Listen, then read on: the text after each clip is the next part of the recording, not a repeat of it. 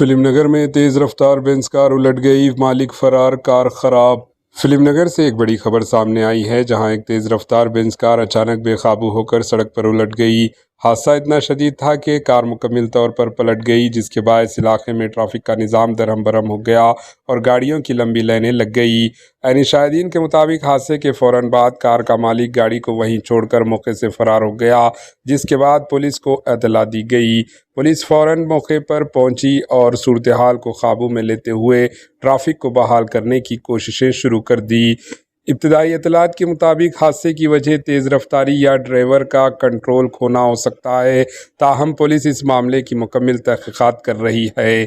یہ واقعہ ایک بار پھر یاد دلاتا ہے کہ تیز رفتاری نہ صرف ڈرائیور بلکہ دیگر لوگوں کی جان کے لیے بھی خطرہ بن سکتی ہے۔ Bureau report, H N news.